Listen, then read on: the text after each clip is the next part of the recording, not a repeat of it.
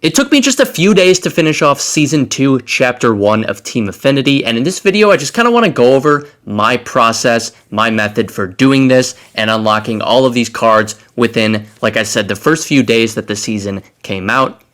And I will be going over step by step what I did, just so you guys know exactly what I did to complete these programs. Now, before we get into that though, something I want to note is that the key to all of this, at the very beginning at least, is you want to make sure you get up to 60,000 Team Affinity points as soon as you possibly can, so you can begin unlocking the Team Affinity bosses, just because there's all of these specific missions for these bosses, such as the hits, the strikeouts for these players, and it's for each one of those, it's 10,000 Team Affinity points per, for each time you do it, because they are repeatable. So those are just super important to unlock, and like I said, you want to make sure to get up to 60,000 Team Affinity points as quickly as possible so you can unlock that. But the first thing I did is I started off with the Extreme Showdown, 20,000 Team Affinity points, and you get this across all 6 divisions just for completing it once. So highly recommend starting off with that.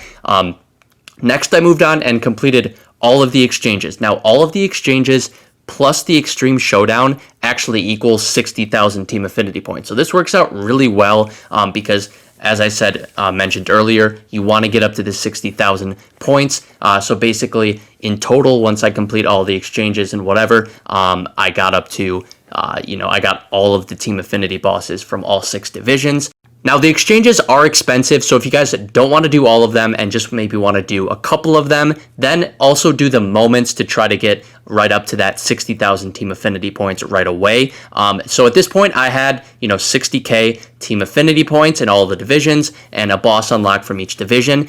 And of those 6 bosses, I chose a couple pitchers, and then the rest of them being position players, just at different positions. And I put all of those position players into my lineup, and the rest of my lineup, basically I just put players from like 1 to 2 different divisions, so I could go ahead and cruise through some of those PXP missions. And then I jumped into the Team Affinity Conquest maps. 2 things to note for these Conquest games. 1, make sure to put your Team Affinity bosses at the very top of your lineup so you're maximizing the at-bats you get. And then also only pitch with your Team Affinity boss pitchers that you chose, because you want to be getting those strikeouts to be completing the strikeout mission with those bosses. So I finished all 3 of the Team Affinity Conquest maps while grinding out all of these other missions for all the divisions. And by the time I got done with all the Conquest maps, I wasn't really done with the Team Affinity programs, so basically I just went through the moments. I did the really easy ones, like, just strike out 3 batters, right?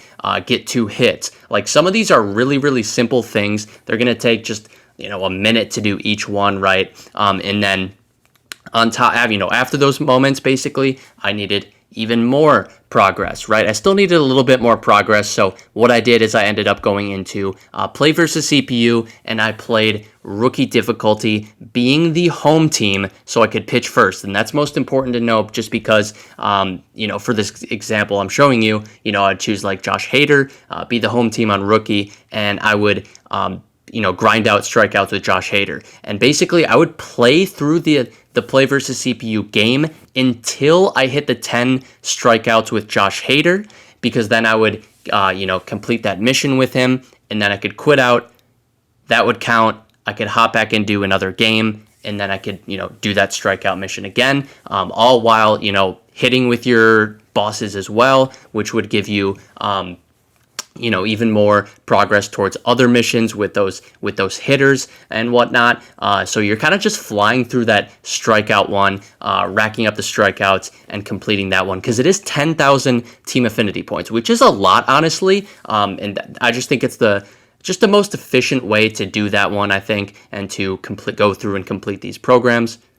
And again, I essentially just completed the strikeout mission with the boss just over and over again, and it wasn't really too bad. It doesn't sound fun, and it wasn't the most exciting thing in the world, but I didn't have that much progress to get to do this, so it didn't take super long, and it wasn't as painful as it might sound, at least for me. And then, yeah, again, I would just recommend, I can't recommend Team Affinity enough, because, like, essentially these are the packs I got from completing Team Affinity. Now, I had like probably 20 packs chilling in my inventory before Team Affinity, and now I have like 120, so tons of packs from these Team Affinity programs. Definitely recommend completing them.